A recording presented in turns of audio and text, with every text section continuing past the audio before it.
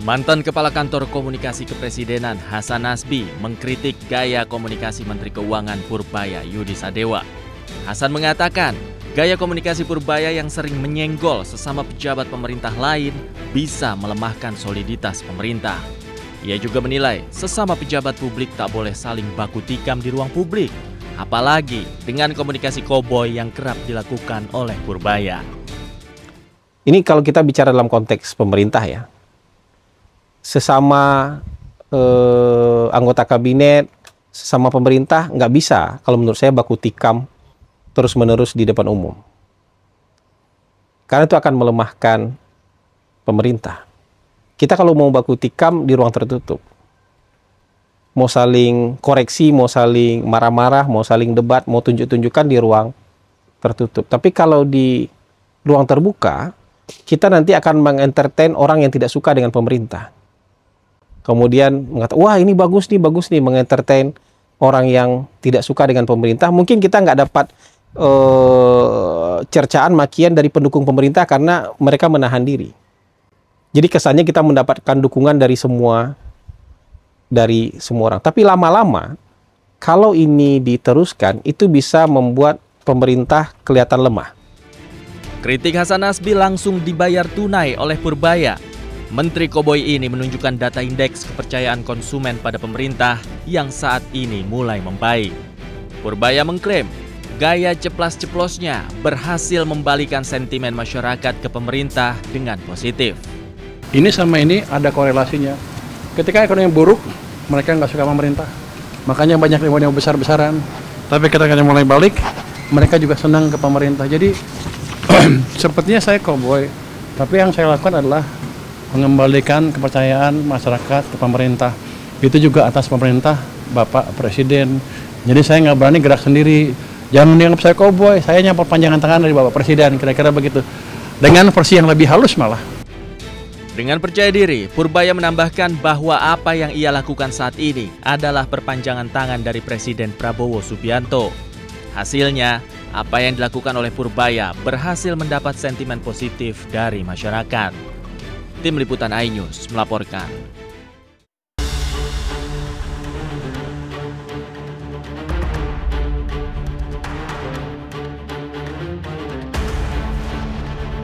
Kementerian Keuangan akan mengeluarkan aturan baru untuk menutup celah kebijakan terkait impor pakaian bekas ilegal. Menteri Keuangan Purbaya Yudi Sadewa mengaku aturan terbaru tersebut akan dikeluarkan dalam waktu dekat untuk mendorong pembenahan impor dan mendukung industri dalam negeri. Purbaya pun memastikan akan menindak tegas segala bentuk pelanggaran kebijakan impor yang akan segera diperbarui demi menekan masuknya barang ilegal. Kalau ilegal emang dilarang kan? Nggak tahu siapa yang melegalkan.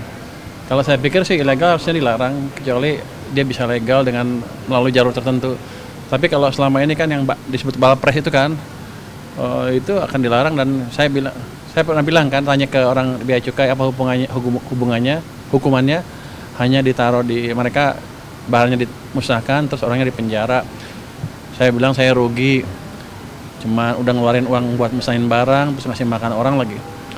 Jadi nanti barangnya dimusnahkan, orangnya denda, dipenjara juga, dan akan di blacklist. Rencana pembenahan impor muncul setelah Menteri Keuangan memantau langsung sistem impor-ekspor CISA yang dimiliki Bea Cukai pada pekan lalu. Purbaya pun memastikan pihaknya akan tegas menindak segala bentuk pelanggaran yang masih terjadi hingga saat ini.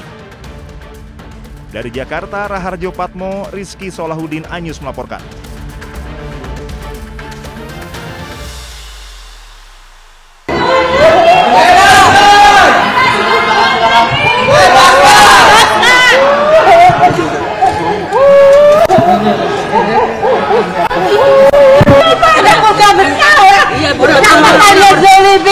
Petunjuk kalian di akhirat ya Allah. Saya gak peduli bidadaku, akan petunjuk di akhirat ya Allah.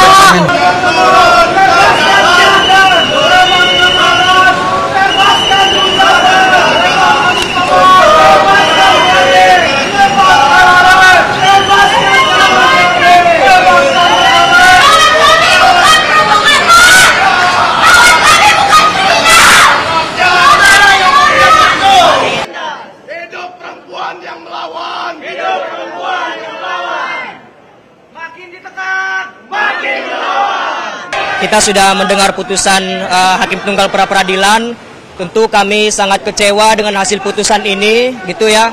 Saya ingin menyampaikan kepada publik bahwa sudah tidak ada tempat bagi para kelompok kritis di negara ini. Sudah tidak ada tempat bagi aktivis pro demokrasi yang terus mengawasi pelaksanaan kebijakan di negara ini. Kami selalu konsisten untuk mengatakan bahwa Del Pedro dan 3 tersangka lainnya adalah tahanan politik.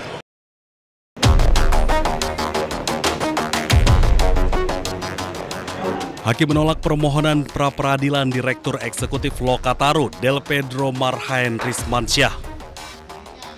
Hakim menyatakan bahwa penetapan sebagai tersangka dan penggeledahan terhadap Del Pedro oleh Polda Metro Jaya sudah sesuai prosedur yang berlaku. Sementara menurut kuasa hukum Del Pedro, penolakan pra-peradilan ini mengecewakan karena menurutnya penangkapan Del Pedro tidak berdasarkan 2 alat bukti. Nah, soal pertimbangan hukumnya, Majelis Hakim hanya mempertimbangkan soal bagaimana penyidik memperoleh 2 alat bukti. Namun, di dalam permohonan kami sudah jelas kami sampaikan bahwa Del Pedro tidak pernah diperiksa sebagai saksi atau calon tersangka sebagaimana yang sudah disebutkan dalam putusan Mahkamah Konstitusi nomor 21 tahun 2014. Di situ jelas disebutkan bahwa selain penyidik mendapatkan 2 alat bukti, penyidik juga harus memeriksa saksi yang akan ditetapkan sebagai tersangka. Di situ jelas penyebutannya dan. Artinya kalau penyebutannya menggunakan dan, dua-duanya harus digunakan. Dengan ditolaknya pra-peradilan tersebut, maka kasus dugaan penghasutan aksi demonstrasi dengan tersangka Del Pedro tetap dilanjutkan. Dari Jakarta, Tim Liputan Ayus melaporkan.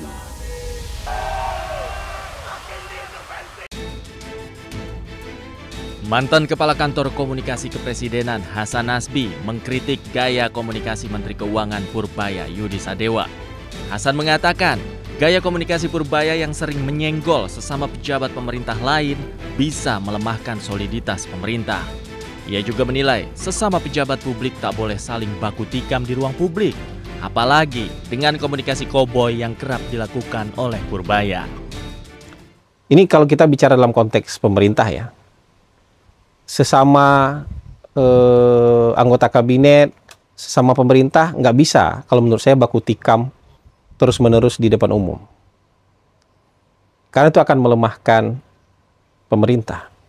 Kita kalau mau baku tikam di ruang tertutup, mau saling koreksi, mau saling marah-marah, mau saling debat, mau tunjuk-tunjukkan di ruang tertutup. Tapi kalau di ruang terbuka, kita nanti akan mengentertain orang yang tidak suka dengan pemerintah. Kemudian mengatakan, wah ini bagus nih, mengentertain orang yang tidak suka dengan pemerintah. Mungkin kita nggak dapat cercaan makian dari pendukung pemerintah karena mereka menahan diri. Jadi kesannya kita mendapatkan dukungan dari semua orang. Tapi lama-lama kalau ini diteruskan itu bisa membuat pemerintah kelihatan lemah. Kritik Hasan Nasbi langsung dibayar tunai oleh Purbaya. Menteri Koboi ini menunjukkan data indeks kepercayaan konsumen pada pemerintah yang saat ini mulai membaik. Purbaya mengklaim gaya ceplas-ceplosnya berhasil membalikan sentimen masyarakat ke pemerintah dengan positif. Ini sama ini ada korelasinya. Ketika ekonomi buruk, mereka nggak suka pemerintah. Makanya banyak demo besar-besaran. Tapi ketika mulai balik, mereka juga senang ke pemerintah. Jadi sepertinya saya koboi. Tapi yang saya lakukan adalah mengembalikan kepercayaan masyarakat ke pemerintah. Itu juga atas pemerintah Bapak Presiden. Jadi saya nggak berani gerak sendiri. Jangan dianggap saya koboi, saya hanya perpanjangan tangan dari Bapak Presiden, kira-kira begitu. Dengan versi yang lebih halus malah. Dengan percaya diri, Purbaya menambahkan bahwa apa yang ia lakukan saat ini adalah perpanjangan tangan dari Presiden Prabowo Subianto. Hasilnya, apa yang dilakukan oleh Purbaya berhasil mendapat sentimen positif dari masyarakat. Tim Liputan iNews melaporkan.